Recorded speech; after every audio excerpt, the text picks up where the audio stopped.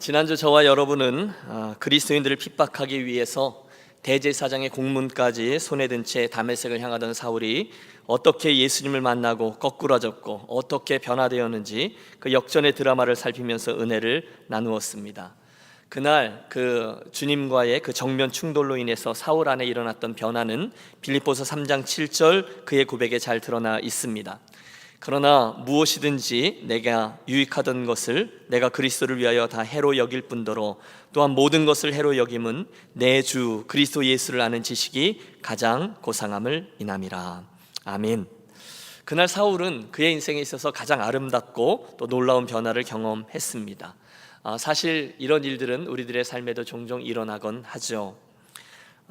우울증을 심하게 앓던 젊은이가 하나 있었습니다. 병으로 인하여서 심히 고통하던 중에 스스로의 생애에 마침표를 찍기로 하죠. 면도날을 그어서 손목을 그으려고 한 것입니다.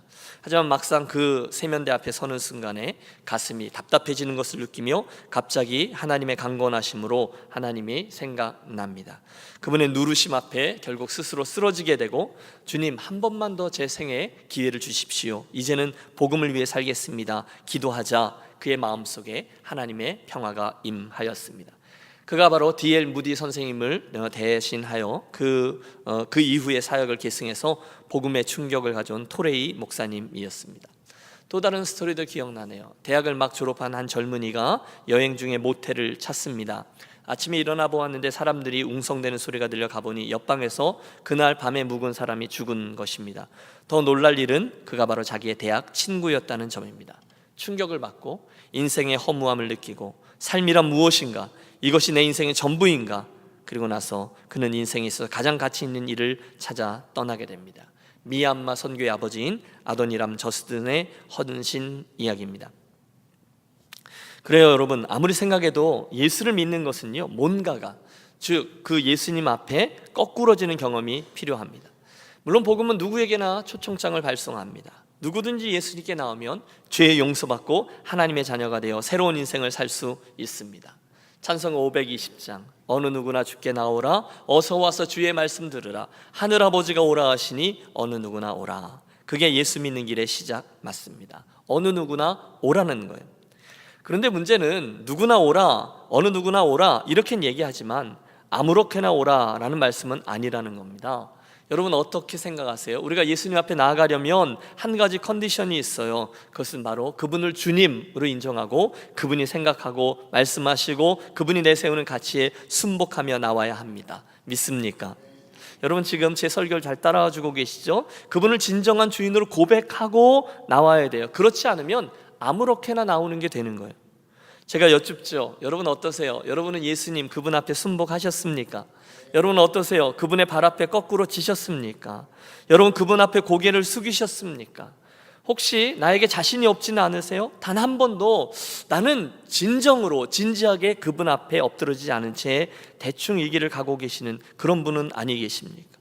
그분을, 아니 오늘 현재형으로 나는 내 인생의 이러저러한 부분을 그분 앞에 부복하는 걸 거절한 채로, 내 주장을 굽히지 않은 채로 내 스타일 그대로, 내 세계관과 가치체계 그대로 예수를 믿으며 나아가고 계시지는 않습니까? 오늘 주님 앞에 거꾸로진 사도 바울을 보세요. 그런 순간 그의 모든 가치체계가 바뀌었어요.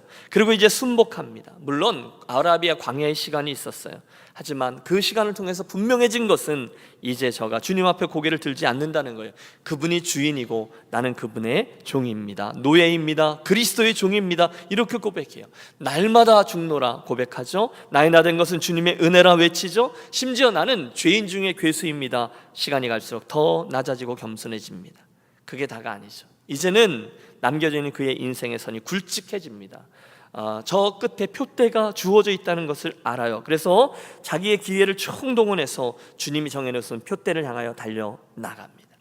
엄청난 변화죠. 그날 이후 우리는 압니다. 그는 세계 복음화를 위한 거목으로 사도행전의 나머지 후반부를 이끄는 중요한 복음의 일꾼으로 바뀐 인생을 걷습니다. 바로 이 놀라운 변화 말입니다.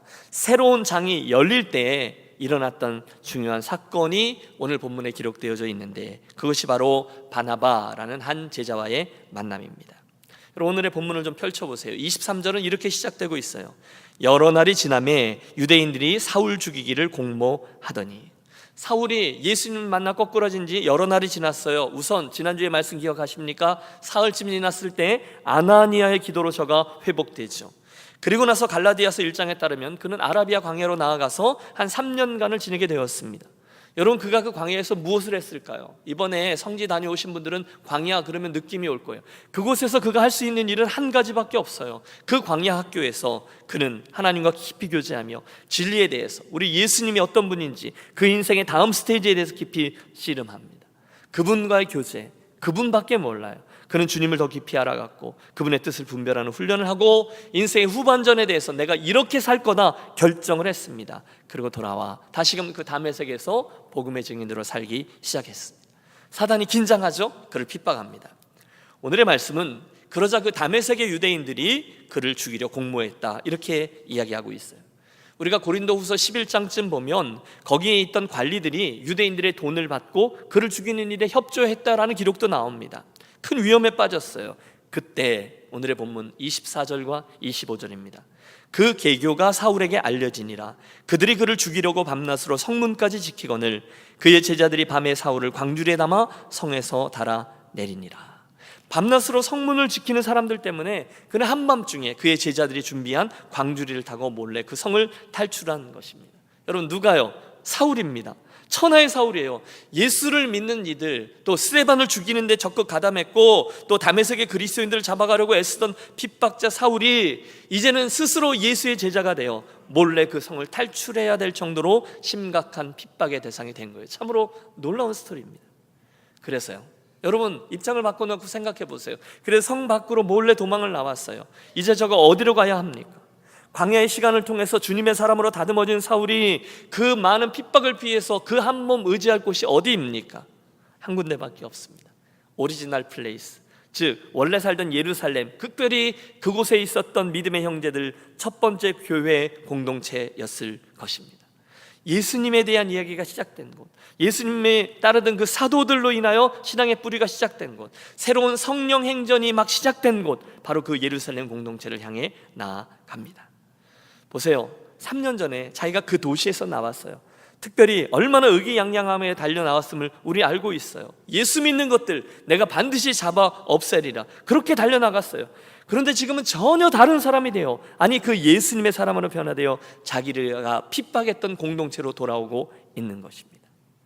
틀림없어요. 그는 예수님의 제자들, 사도들을 만나서 더 배우고 더 교제하면서 새로운 인생 살기를 기대했을 거예요. 그래, 이제부터 내가 교제할 사람들은 예수님과 함께 3년 동안 동고동락했던 그 제자들이야. 저자직강, 그들로부터 우리 예수님이 어떤 분인지 좀 더 들어야 되겠다. 그분이 이 땅에 계셨을 때 어떻게 사셨을까? 그 제자들은 나에게 무슨 인생을 살라고 조언해 줄까? 기대감에 부풀었어요. 자, 그런데 이게 웬일입니까? 그가 막상 예루살렘 교회 믿음의 공동체로 향하였을 때 글쎄 그곳에 있었던 사람들은 그를 호의적으로 받아들이지를 않아요.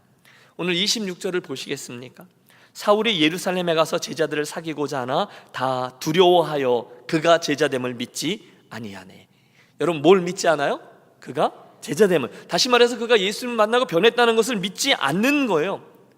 이해는 가죠. 여러분, 그때가 지금처럼 인터넷이 발달돼서 저 위에 있는 도시 다메섹에서 일어났던 어떤 사건이 이 밑에 있는 예루살렘에 있는 사람들에게 금방 알려졌느냐? 그렇지 않아요. 누가 저의 변화를 알아줬겠어요? 혹시 풍문으로 들었을지도 모르겠어요. 하지만 여러분, 예루살렘 교회 공동체가 어떤 이들로 이루어져 있는지 우리 압니다. 그들은 전에 그 사울이라는 자가 자기들의 공동체를 어떻게 핍박했는지, 특별히 자기들이 세운 7명의 집사들 가운데 하나 스데반을 어떻게 돌로 쳐 죽였는지, 그때 저 사울이라는 인물이 어떻게 동조했는지를 직접 두 눈으로 보았던 사람들이에요. 혹시 그들의 가족들 중에 누군가가 예루살렘에 핍박이 있을 때 저 사울 때문에 감옥에 가거나 해를 입었던 그런 가족들이 있었을지도 몰라요. 야, 조심해, 저 사울이라는 놈 스파일지도 몰라, 우리를 색출해내기 위해서 기독교인 행세를 하고 있을지도 몰라, 누군가는 의심하지 않았겠어요? 결국 그날 사울은요, 예루살렘 성도들에게 그 교회에 가까이 나아갈 수가 없었어요. 답답했겠죠. 누가 내 진심을 알아줄 것인가? 누가 나의 외로움을 이해해 줄 것인가? 이제 어디로 가야 되지? 내가 이곳에 있는 불신자들, 유대인들에게 가자니 나를 배신자로 해서 죽이려고 할 것이고, 그렇다고 예수 믿는 형제들에게 가자고 하니 나의 회심을 믿어주지도 않고 참 곤란하구나. 이게 그날의 사울입니다. 바로 그런 상황에 혜성과도 같이 나타나 저를 도와준 이가 누구입니까? 예, 저 바나바라는 거예요. 그 믿음의 형제, 참으로 놀랍게도 바나바가 사울의 진심을 알아주었습니다. 용납했어요. 그리고 다른 사람에게 그를 데리고가 그의 직접 변호를 맡아주기까지 했습니다. 그리고 이 모든 과정을 통해서 저 위대한 사도의 미래를, 그의 사역을 위한 길을 열어주었어요. 여러분, 오늘 이야기의 포인트는 이거예요. 그날 거기 바나바가 없었다면 그 이후에 위대한 사도 바울은 존재하지 못했을 거라는 거죠. 만일 바나바가 없었다면 오늘의 기독교 역사, 오늘의 위대한 선교 역사도 없었을 거예요. 그만큼 그날 바나바의 그 행동은 우리에게 중요한 것입니다. 한마디로 그 바나바가 오늘의 사울을 위대한 사도 바울로 변화되게 한 것입니다. 바로 거기에 오늘 제가 설교의 제목을 바나바와 사울 이렇게 먼저 그의 이름부터 소개한 이유가 자리합니다. 한번 따라해 주세요. 바나바와 사울, 바나바와 사울. 이제 우리의 시선을 저 사울에게서 바나바에게로 한번 돌려보시죠. 여러분, 우리가 어디서 이 바나바를 처음 대하죠? 저 앞에 사도행전 4장쯤입니다. 첫 번째 예루살렘 교회가 막 형성될 때 말입니다. 그 교회의 큰 역할을 감당했던 인물이 바로 저 바나바예요. 이렇게 돼 있어요. 구브로에서 난 레위족인이 있으니 이름은 요셉이라. 본명은 요셉이고요. 사도들이 일컬어 바나바, 번역하면 권위자라 하니 별명이죠. 그가 밭이 있음에 팔아 값을 가지고 사도들의 발 앞에 두니라. 초대교회 공동체에 많은 물질적인 필요가 있었어요. 수많은 사람들이 몰려 들어왔거든요. 거기서 그렇게 살 거라고 생각하지 못했던 여행객들이 훨씬 더 많았어요. 물질적인 필요가 있을 때 바나바가 자기의 소유를 팔아 가난한 이들을 위해서 내어 놓았다는 거예요. 여러분, 그는 교회의 필요를 알았던 사람이고요, 섬김을 알았던 사람이었고요, 헌신을 알았던 사람입니다. 그게 사도행전 4장에 나오는 바나바에 대한 기록이에요. 이후 오늘 사도행전 9장에 저가 두 번째로 등장하고 있는 거죠. 4장에서는요 예수 그리스도를 위해서 소유를 내놓은 바나바로 나왔던 저가 오늘 9장에는 예수 그리스도를 위해서 자기의 평판을 내려놓는 자로 소개됩니다. 그날 자신의 그 그리스도인 됨을 걸고 사울을 용납하고 끌어안고 사도들에게 천거했어요. 이게 효과적이었습니다. 그는 이미 공동체 내에서 신뢰를 받는 사람이었기 때문에 아무도 그의 변화를 인정하지 않았지만, 심지어 사도들조차 그를 두려워해 만나지 않았지만, 이 바나바의 동행과 그의 천거 때문에 예루살렘 교회가 이 바울을 받아주었다는 거예요. 여러분, 이 일은 결코 쉽지 않아요. 저는 지금까지 수많은 사람들이 부흥회 때 은혜 받았다고, 목사님 저 변화됐어요, 저 새롭게 살 거예요, 간증도 하시고 또 고백하고 눈물도 흘리고 뭐 이러는 거를 여러 번 보았어요. 그분들은 그 증거로 맹세도 하고요, 특성도 부르고요, 또 헌신을 담아 큰 헌금도 드리고 등등 여러 가지 자기들 변화의 증거를 삼아요. 하지만 실제로 그 변화의 삶으로 증명해내는 것은 만만치 않습니다. 한 번은 제가 알코올 중독으로 고생하는 만신창이가 된 분을 만났어요. 이분이요 대학교 때 성악을 전공했어요. 그래서 강원도의 그 교회당이 그렇게 크지 않지만 주일날 말끔하게 양복을 차려입고 그분이 참석한 예배만 가면 그 쩌렁쩌렁 그 찬송 소리가 온 본당을 울릴 정도로 멋있게 찬양하는 분입니다. 여러 번 본인이 변화되었다고, 이제는 새 사람으로 살겠다고 결심하고 목회자들 모셔서 신방까지 받아요. 결심이 대단합니다. 하지만 얼마 못 가서 주일에 보이지 않으면 다시 찾아가 보죠. 그러면 사람을 알아보지 못할 정도로 인사불성이 되어 그 술병들과 함께 차디찬 방바닥을 뒹굴고 있어요. 그 모습을 보면서 사람을 깨우면서, 야, 사람은 결코 믿을 존재가 아니라 그저 사랑의 존재이구나 라는 것을 배웠습니다. 여러분, 입장을 좀 바꿔놓고 생각해 보세요. 여러분이 아는 어떤 분이 늘 못된 짓 하고 망나니처럼 그러던 사람인데 어느 날 은혜 받았다고 우리 교회에 나타나셨어요. 이제 나 좀 알아봐 달라고, 여러분 또 본 사람이니까 안다고 반갑게 여러분께 나오면 여러분 그때 그분을 뜨거운 마음으로 탁 안아주면서 그렇게 받아주세요? 아니면 약간 색안경을 끼고 어느 정도 이렇게 거리를 두고 바라보십니까? 겉으로는 최대한 미소를 짓죠. 나는 그리스도인인데. 이렇지만 속으로는 당분간 좀 지켜보리라 이런 생각하고 바라보지 않으십니까? 그런데 놀라운 것은 이 바나바에게는요 그 사울이 그런 공간 없이 그를 그냥 끊어 안아 주었다는 거예요. 그를 사도들에게 바로 데려가요. 그 모습이 저는 참으로 귀하다고 생각합니다. 두려움 때문에 그를 만나주지도 않던 사도들, 27절에 보면 바나바가 데리고 사도들에게 가서 그가 어떻게 길에서 주를 본 것과 주께서 그에게 말씀하신 일과 다메섹에서 그가 어떻게 예수 이름으로 담대히 말하던 것을 말하니라. 그가 보증인이 되어준 거죠. 이 사람 주님 만났어. 주님이 그에게 말씀하셨어. 심지어 이 사람 다메섹에서 우리 주님 증거하다가 밤중에 도망 나오기까지 했어. 그러므로 우리 교회가 저를 품어야 돼 라고 말한 거예요. 그리고 교회는 바나바를 믿고 그의 천거 때문에 그를 근거로 하여 형제로 받아들입니다. 사랑하는 여러분, 이상의 스토리를 통해서 저는 그런 생각을 해봐요. 우리 교회가 우리 주님의 그 많은 축복으로 인해서 우리 안에 그날 바나바와 사울에게 일어났던 이런 일들이 많이 일어나게 되기를 간절히 소원합니다. 여러분 생각해 보세요. 이 일이 일어나기 직전에 사울의 마음 형편이 어땠겠어요? 외롭죠. 쓸쓸하죠. 갈 곳이 없죠. 그에게는 지금 교회 공동체의 따뜻한 사랑과 관심이 절실했어요. 말 말고요, 진짜 말입니다.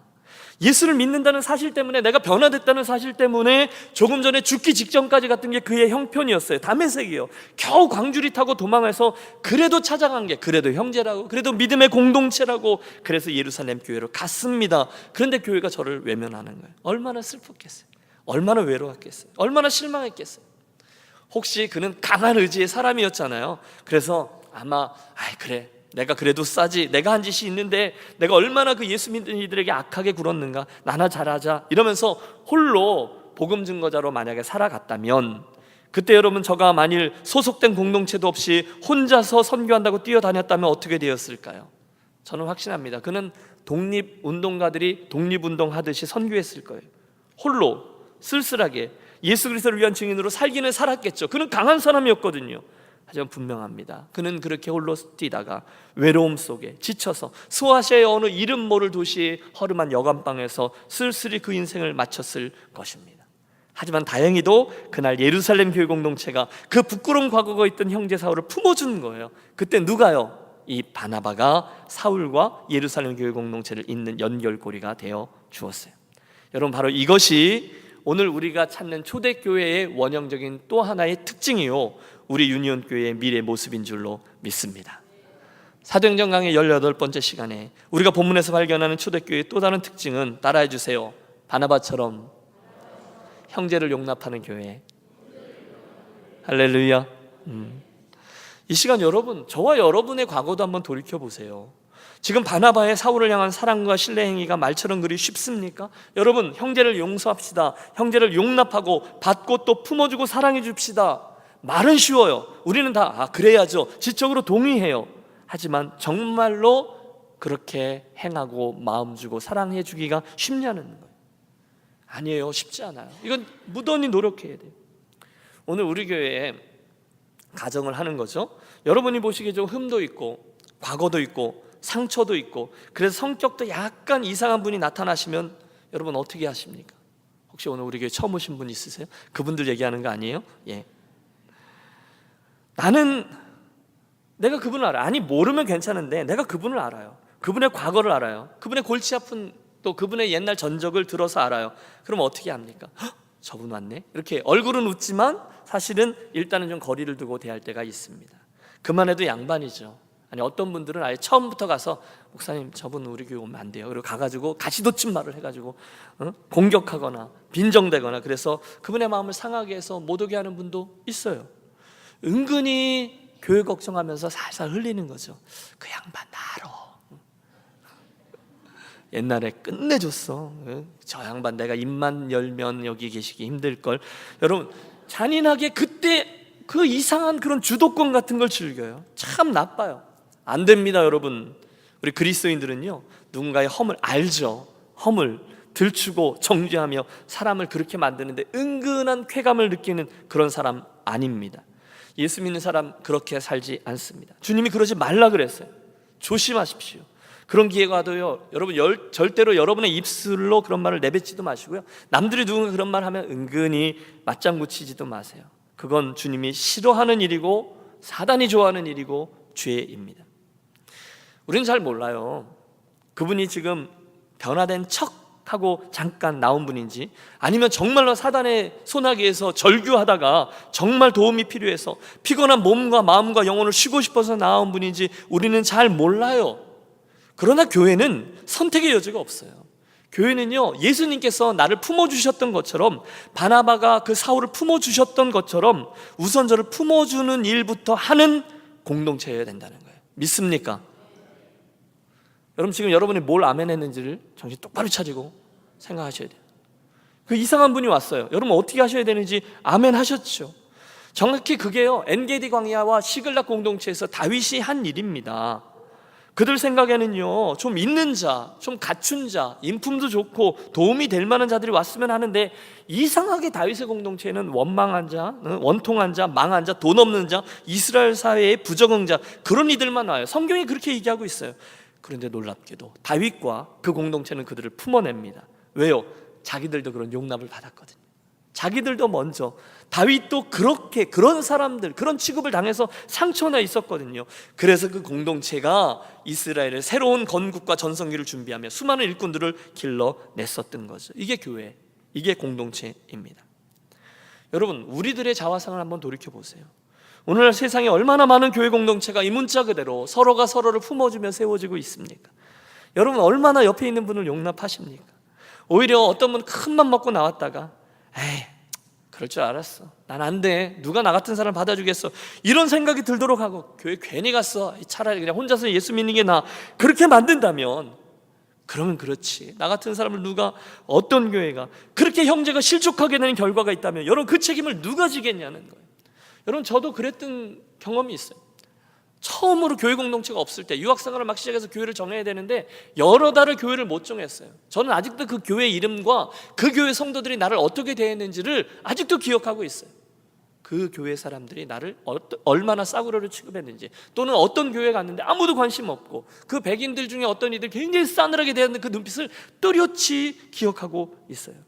차라리 그러기보다 사랑하는 여러분, 우리 유니온 교회가 혹시 그런 분들을 더 사랑해주는 거룩한 모험을 떠나는 교회가 되시기를 축복합니다.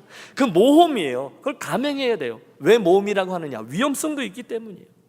물론 여러분, 우리 교회는요, 베드로와 요한 같은 훌륭한 리더들이 필요합니다.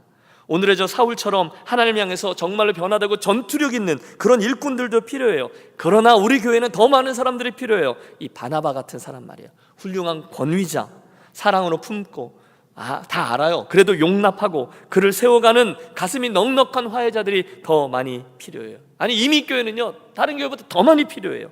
그만큼 우리 주변에는요, 상처받고 용납되어야 될 분들이 많이 계세요. 우리는요, 똑똑한 사람 보면 바로 압니다. 그렇죠? 여러분, 대화를 하다 보면 한두 마디 해보면 저분이 아무리 연막작전을 펴도 저분이 똑똑한 분인지 그렇지 않은 분인지 우리 금방 알아요. 마음이 따뜻한 분인지 아닌지도 알아요. 우리 눈치가 구단이에요. 그분도 마찬가지예요. 그분들은 이분들이 겉으로는 웃지만 절대로 나를 환영하는 게 아니구나, 이 교회는 나를 겉으로는 환영해 주지만 그렇지 않구나, 척 보면 알 수 있어요. 여러분, 몇 달을 고민하다가 큰 맘 먹고 교회를 한번 갔는데 그 교회 가족들이 나의 허물과 인상 씀에도 불구하고 나를 우선적으로 품어주는지, 예수님의 사랑으로 나를 섬기고 대해주는지 다 압니다. 그래서 교회는요, 반드시 바나바들이 필요한 거예요. 교회 들어오는데 오늘 로비에도 여러분 계셨잖아요. 이분들은 정말 다짐에 다짐을 하고 표정 관리, 성품 관리, 목소리 관리 이러면서 오시는 분들을 잘 맞아 주셔야 되는 거예요. 오늘 나는 바나바다. 나는 사람들을 용납하고 반기며 환영하는 사람이다. 품어줘야지, 환영해줘야지. 저분이 나를 보고 예수님의 마음을 느낄 수 있게 해주어야지. 틀림없습니다. 우리가 만일 따뜻함과 사랑으로 한 마음을 품어주고 세워주고 또 치유하고 이렇게 하면 여러분, 우리는 그분이 세워짐으로 인해서 일어나는 놀라운 하나님의 스토리들을 목도하게 될 줄로 믿습니다. 옆에 있는 분 보면서 한번 해보세요. 바나바시군요. 이렇게, 바나바시군요. 이렇게. 네. 그때 그 얼굴 표정을 보셔야 돼요. 이분이 여러분, 누군가가 새로 오셨어요. 속된 말로 세상에서 상처받고 갈갈이 찢기고 아프고 외롭고 춥고 그러다가 큰맘 먹고 내가 내일 교회 한번 가보자, 은혜의 공동체인데 요즘 유니온교회 좋다는데 한번 가보자, 그리고 왔어요. 그때 기억하십시오. 저와 여러분의 관심은 그분의 과거가 아니에요. 그때 우리들의 관심은 저의 변화에 있어야만 합니다. 왜? 주님의 관심이 거기 있기 때문에 그렇습니다. 그러므로 혹시 예수님이 사랑으로 불러주신 형제인데 여러분 한 분이 교회 새로 나타나는 데는 어마어마한 스토리가 있다니까요. 여러분 안 경험해 보신 분은 모르실 거예요. 지금 그분들 한번 경험해 보라고 할 수도 없고, 그렇죠? 정말로 어마어마한 스토리가 있는데 그분이 우리에게 보내주신 하나님의 그런 형제인데 혹시 우리들의 날카로운 칼이나 말로 저희 과거를 들추고 선을 긋는 그런 우를 범치 않으시기를 바랍니다. 우리들의 인생 말이에요. 오히려 그때 우리가 할 일은 나도 그분처럼 동일한 과정을 통과했던 죄인이지, 나도 용납되지 못했던 사람이지 기억하는 거예요. 주님께서 나를 이 추함에도 불구하고 부족함에도 불구하고 용납해 주신 것처럼 그도 용납하고 사랑하시는 존재이지 기억하는 거예요. 그때 바나바는요 그 사울의 과거를 다 들러엎지 않았어요. 오히려 그의 변화를 높이 주목하고 칭찬하고 주께서 그의 인생에 무슨 일을 하고 있는지를 봅니다. 그리고 소개하죠. 그가 길에서 어떻게 주를 만났는지, 그리고 주께서 그에게 무엇을 말씀하셨는지, 그가 다메섹에서 어떻게 주님의 이름을 증거했는 사람인지를 전했어요. 저가 바나바예요. 그는요 만사가 그랬습니다.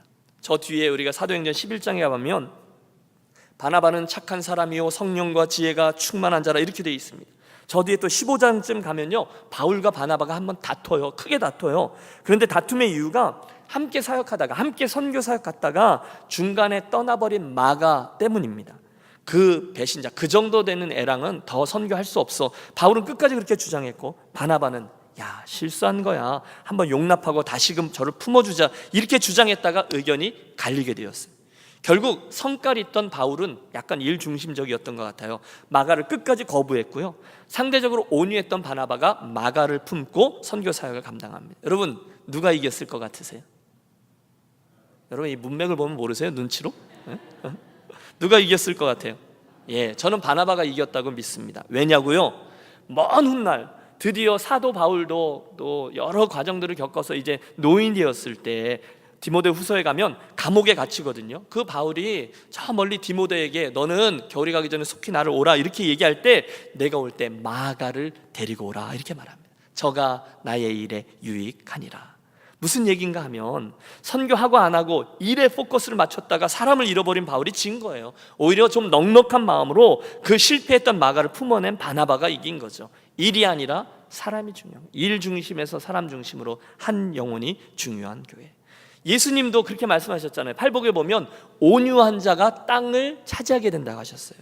온유한 자가 땅을 기업으로 받아요. 여러분 경험해봤어요? 이건 정말 맞아요. 누가 이기는지 아세요? 누가 제일 마지막에 승자가 되는지 아세요? 그럴 수도 있지. 사람을 품어주는 자, 일이 아니라 사람을 챙기는 자, 온유한 자가 승리케 됩니다. 바나바가 그랬어요.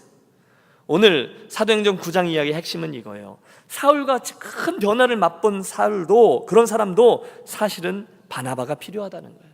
한번 따라해 주세요. 사울에게 바나바가 필요하다면 나에게도 바나바가 필요합니다. 나에게도 바나바. 한 번 더 할까요? 사울에게 바나바가 필요하다면 바나바가 필요 없는 사람은 없습니다. 필요 없는 사람은 없습니다. 예. 자연스럽게 오늘 설교의 결론은 이 문제로 넘어가죠. 그러면 어떻게입니다. 말씀을 들었어요? 그렇지. 그렇게 살아야지. 그런 교회가 되어야지. 결심했어요. 그 다음에 뭘 해야 됩니까? 첫째, 가장 먼저는요, 좀 전에 언급했듯이 내가 주님께 용납된 사람이다라는 사실을 기억하는 거예요. 내가 은혜로 받아들여진 사람이지, 내가 그 잃어버렸다가 되찾아진 둘째 아들이지, 나는 첫째였던 적이 없지. 여러분 정신 똑바로 차리십시오. 나는 첫째였던 적이 없어요. 다른 사람들을 판단하며 아버지 왜 그러세요? 라고 말할 권리가 우리에겐 그럴 권리가 없어요. 그걸 기억하면 우리는 바나바와 같은 존재로 인생길을 걸어갈 수 있습니다. 출발점이 또 있습니다. 두 번째로 여러분, 우리가 바나바와 같은 그리스도인이 되려면 혹시 예수님 때문에 좀 손해 볼 수 있다는 것을 각오하고 섬겨야 돼요. 따라해 보실까요? 예수님 때문에 손해 볼 수도 있지. 여러분 이게요, 사랑이라는 게 계산으로 되는 게 아니잖아요. 그래, 오늘 말씀에 근거해서 허물이 있고 저 사람이 좀 부족하지만 내가 사랑해주고 용납해주는 게 당연하지, 우리가 진심으로 그렇게 생각했단 말입니다. 그런데 막상 그분을 대하려고 하다 보면 이상하게 내가 손해를 따지게 돼요. 그래서 손해를 보지 않을 만큼 딱 거기까지만, 나에게 피해가 되지 않을 만큼만 선을 긋고 여기까지만 사랑을 베풀어요. 그분에게도 더 이상 다가오는 것을 용납하지 않아요. 내가 손해보지 않을 만 여기까지입니다. 더 이상 많은 걸 요구하면 곤란합니다. 그렇게 사랑을 행해요. 그러다 보면 이게 버릇이 되어서요, 주님한테도 그렇게 사랑을 따지게 되는 버릇이 생기곤 한다니까요. 아무리 주님이지만 좀 곤란해요. 여기까지만입니다. 넘어오지 마세요. 그렇게 선을 그어놓고 예수를 믿어요. 그런데 여러분, 이건 어마어마하게 실수입니다. 여러분, 만약에 우리 주님이 저와 여러분을 대할 때 이렇게 선 그어놓고 저와 여러분을 대하면 어떻게 생각하세요? 어떤 일이 일어날까요? 큰일 나는 거거든요. 오늘 우리가 바나바처럼 하려면요, 진정으로 사람을 사랑하려면요, 혹시 내가 좀 손해를 보거나 혹시 내 삶에 좀 불편함이 있을 수 있지만 기꺼이 그렇게 하는 거예요. 할렐루야.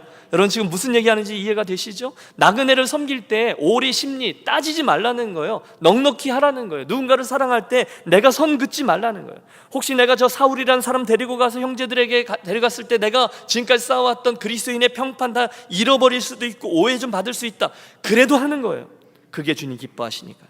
그렇게 안 하면요, 사랑이 전달되지 않습니다.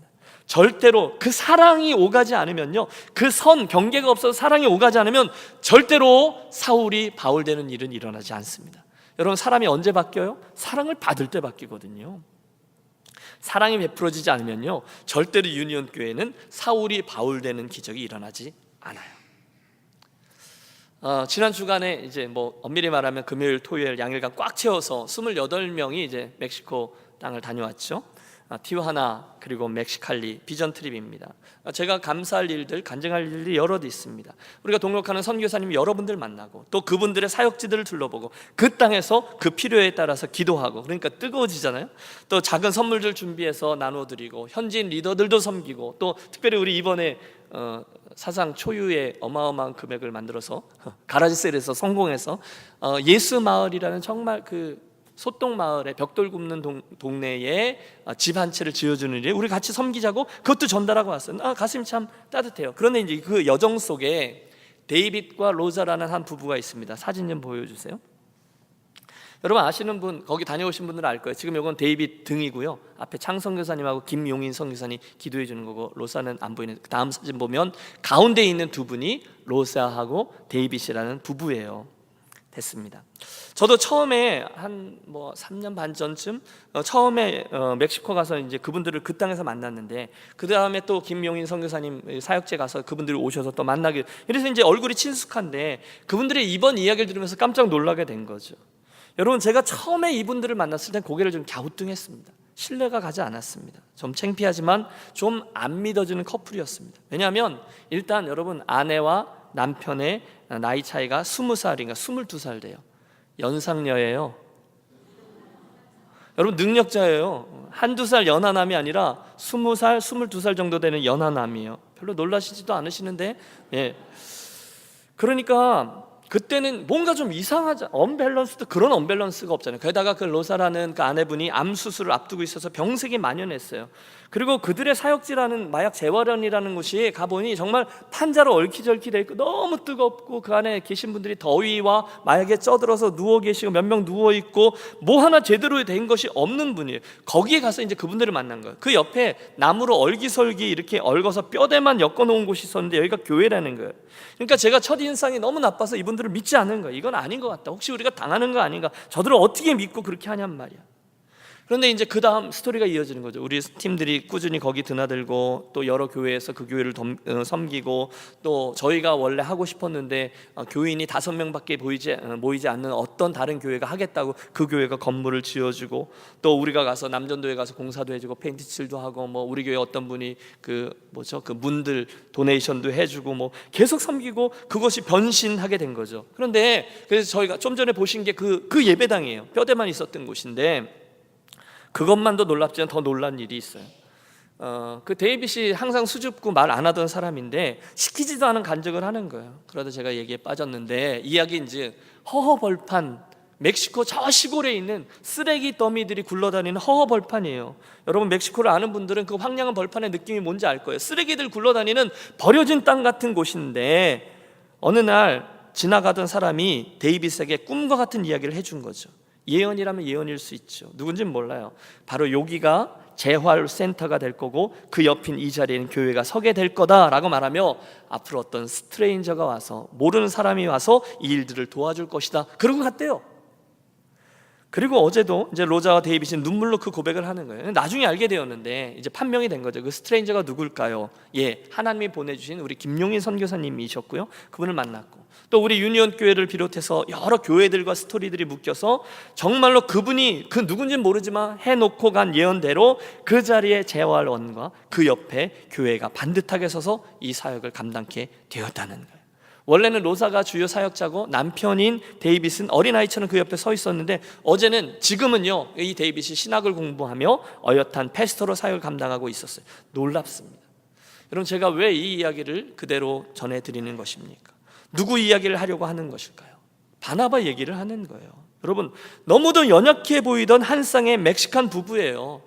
정말 볼품없어요. 쓰레기 매립장 같은 땅에 맨손으로 있던 저희에게 하나님이 소망을 주시고 돕는 손길을 보내시고 그들을 믿어주고 또 유니온 교회를 보내주시고 껴안아주고 소망 가지고 최선을 다해서 돕고 또 세웠더니 그 땅에 놀라운 하나님의 일이 일어나게 된 것입니다.